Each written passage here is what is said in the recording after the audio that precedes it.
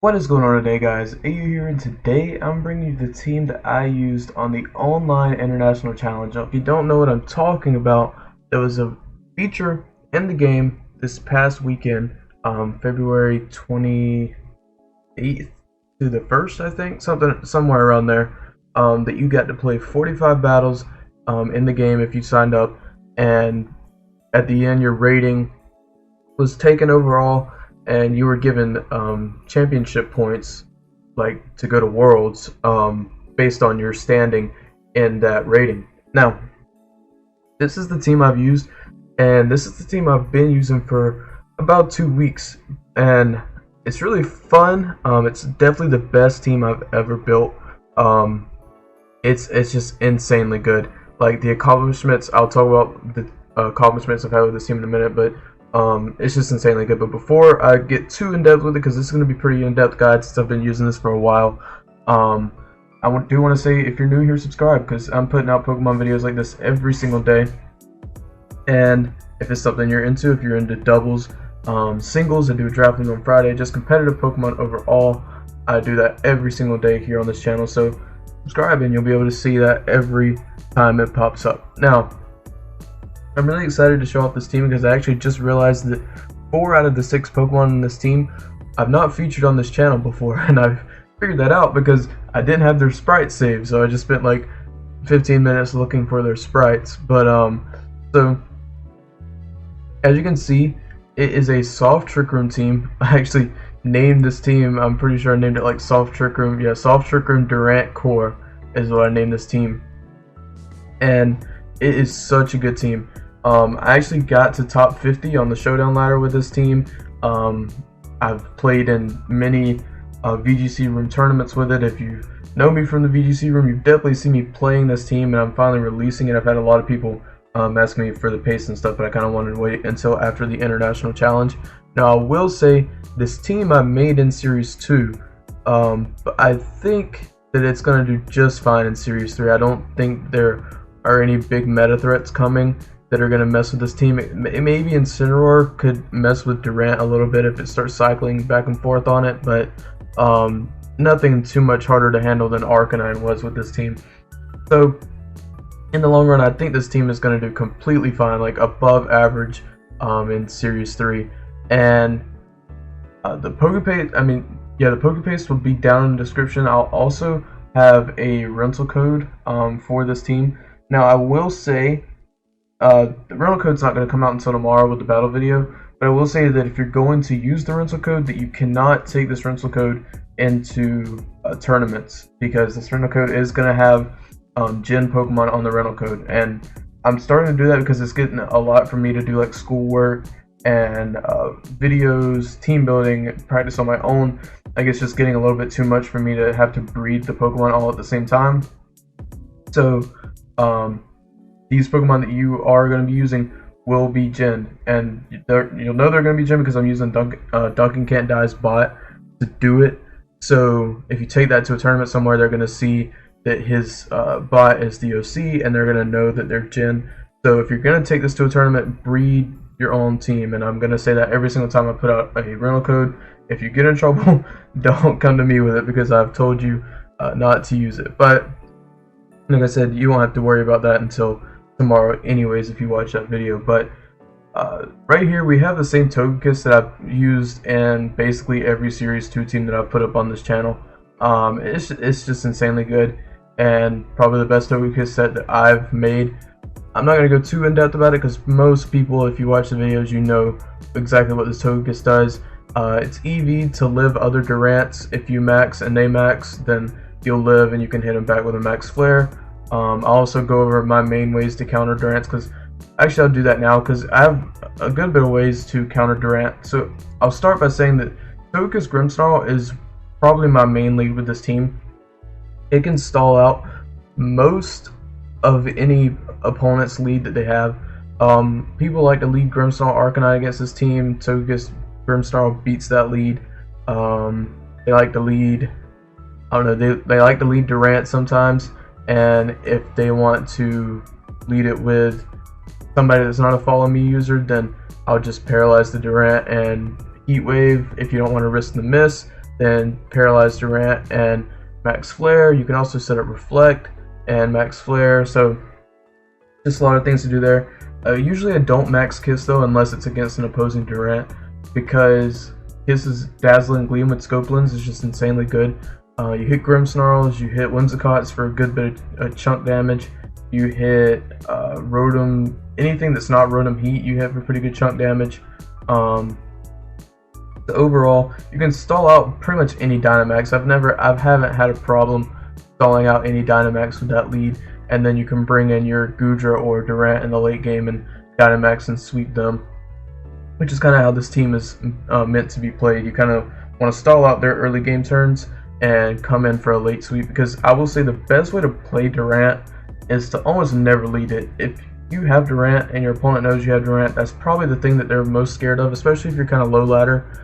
Low ladder players are very, very scared of Durant, and so I would never ever lead Durant, because their lead is always going to be something to counter Durant. Like if you see a Chandelure on the other person's side, you know that they're going to lead the Chandelure, because they're going to see your Jellicent and they're going to see Durant, and they're going to think, I can Imprison Trick Room and I can counter Durant at the same time. So I just usually lead.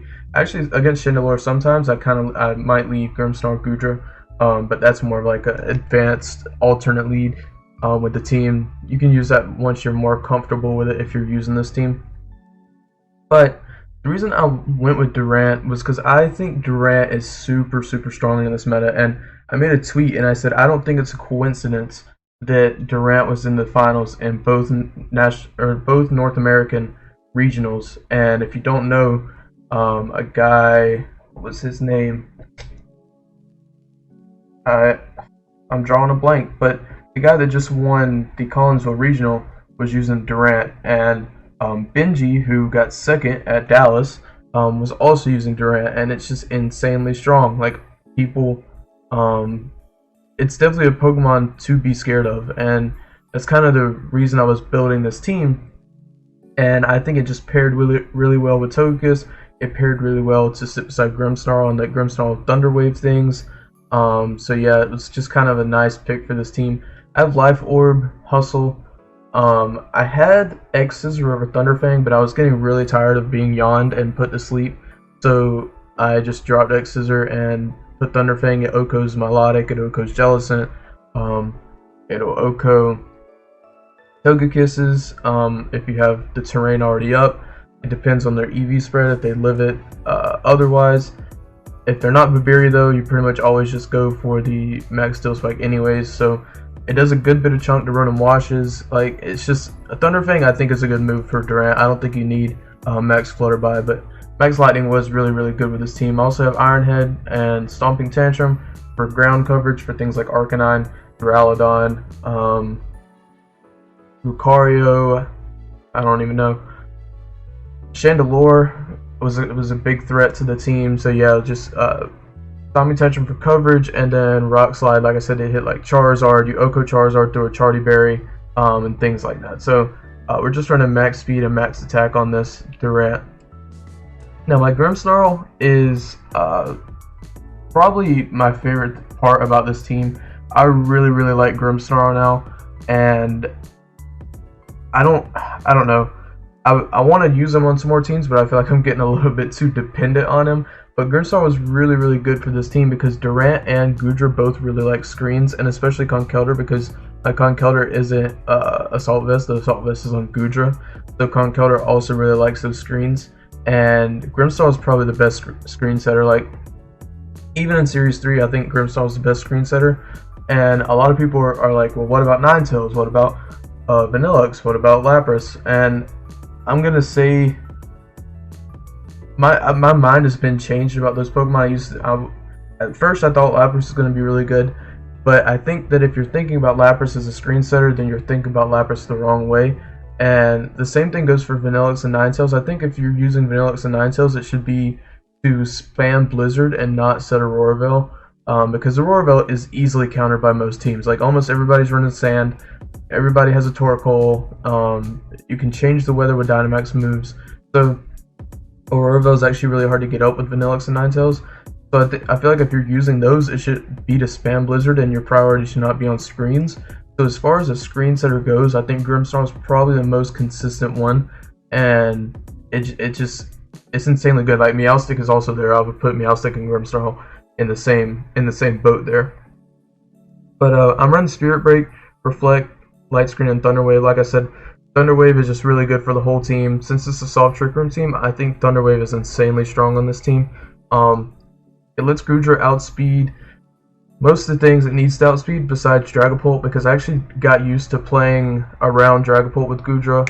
If the Dragapult's a special Dragapult, you actually don't even have to worry about it. Goodra's insanely bulky on its special defensive side, but if it's a physical Dragapult, then it's a little bit harder to play around.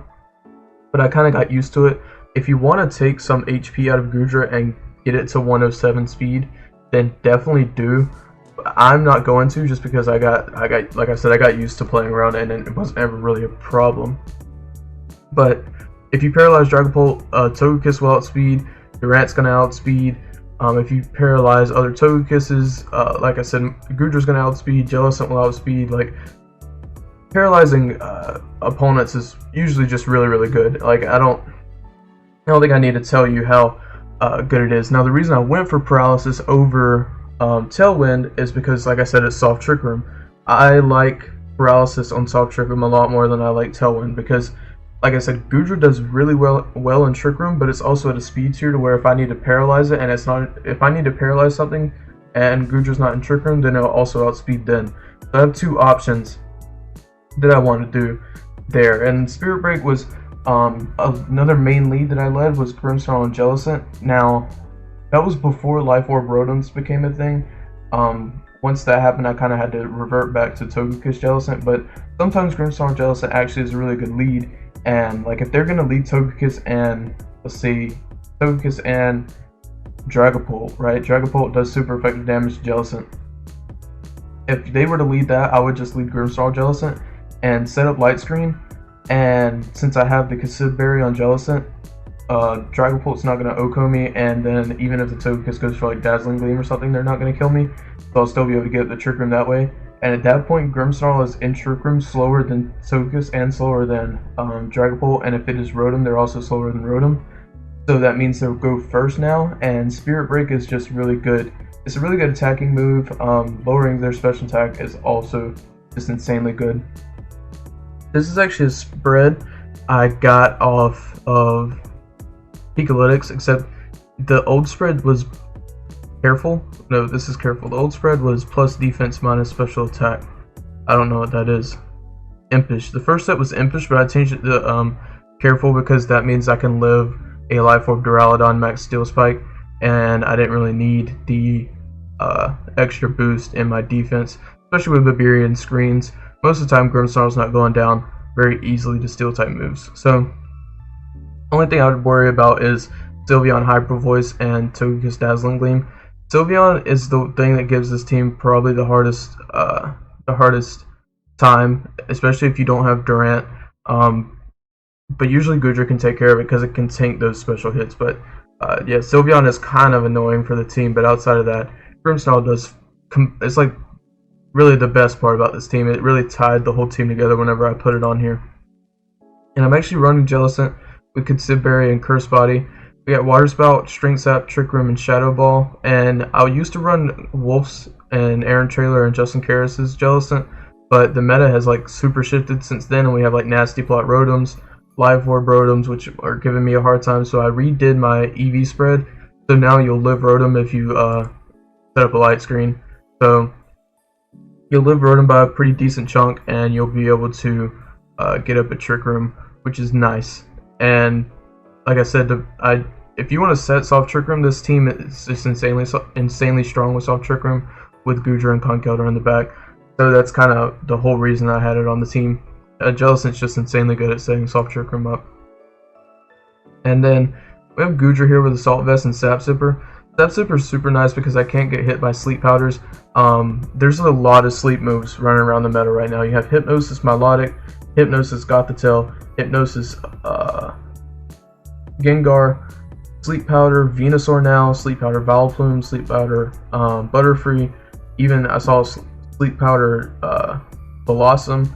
Got Yawn Sylveon, Yawn Togekiss, and whatever else learns Yawn. So it's like Sleep is all over the meta right now, which is why I had Thunderfang on Durant. Sap Sipper can't be hit by those Sleep Powder moves, so Gudra's pretty hard to put to sleep, especially with Thunderbolt to set up Electric Terrain a different way. And we're just running Draco Meteor, Flamethrower, Thunderbolt, Sludge Bomb. I have it shiny because I have a shiny in game, so that was pretty cool. And Gudra's one of my favorite Pokemon. Like, it's definitely my favorite pseudo legendary. It just never gets to see a lot of play, but I think Gudra right now is very, very, very good at countering the current meta. And it's just like, I don't know, it's insanely good. You just need to play with it to get what I'm saying. But it's an incredibly good Maxmon. You can lower opponent's attack. Like I said, you can set up the Electric Terrain. And one move that I thought was like okay before I started using Gudra was Max Ooze. Like, it's basically Max Knuckle, but for special attacks. You raise your special attack, but it's only base 90 power. And you know, it's like good here and there, but I was thinking like it wasn't going to be great. But Max Ooze is probably one of the best things that Gudra gets, especially if you compare it beside Jellicent or Togekiss and give them a special attack boost too. If you can, let's say you set Trick Room and Whimsicott's on the field, and you Water Spout and Max Ooze that Whimsicott, you just KO'd the Whimsicott and got a special attack boost on both your Pokemon. And at that point, you OHKO a Togekiss with Max Lightning, you two-shot it if it's max, and like, it's just, the calcs at that point are insanely, like, it's ridiculous. Also with Gudra, you won't OHKO a Togekiss if they're not Dynamax with Max Lightning unless the terrain is up. So if you have Electric Terrain up and you Max Lightning a full health Togekiss, then that will OHKO them. You OHKO Dragapults with Max Wormwind, you OHKO Dracovish. It's like, Gudra is just insanely strong, and I don't know why more people don't use it. But yeah, so that's basically the Gudra. And then we've got Conkeldurr with Flame Orb, and I love Conkeldurr with Flame Orb. It really surprised me when I first started using it, because I was kind of skeptical on using it because I always thought Assault Vest was better. I still kind of do think Assault Vest is a little bit better, but it just kind of depends on the team. But yeah, this Flame Orb Guts Conkeldurr has put in so much work for me. Hard counter Sand teams, it counters Snorlax. When I first made this team, I was thinking, man, this team gets beat by Snorlax and this team gets beat by Sand. And I was sitting there and I was like, what can I do to help with that? I mean, I tried like everything. And then I remembered that Conkeldurr existed, and I was like, wow, I'm dumb. Just put Conkeldurr on the team, and it made an insane difference, especially with the soft Trick Room mode. So we just have Drain Punch, Mach Punch, Rock Slide, and Protect. This is actually Benji's set, his Flame Orb set. So if you want to see the breakdown on that, I think he has a team breakdown up. If not, then all you really need to know is it does insane power and it lives a lot of things. I don't know the exact calcs. I kind of just started playing with it and learned them as I went. But yeah, that's the team, and this team is insanely good. Like I said, I don't even think I said my record for what I got in the IC. I went 38-7 with this team in the IC, and I ended up getting 5 CP from it. And I've also, like I said, I got top 50 on the Showdown ladder with this team. And yeah, it's just insanely strong, and I really enjoyed using it. It's probably the funnest team and definitely the best team that I've made. Voice crack there, but you know. So yeah, that's pretty much it for this video, and tomorrow we'll have the battle video. So I think that's probably where I'm going to leave you guys. So if you like what you saw, like, comment, subscribe, and I'll catch you guys in the next one. See ya.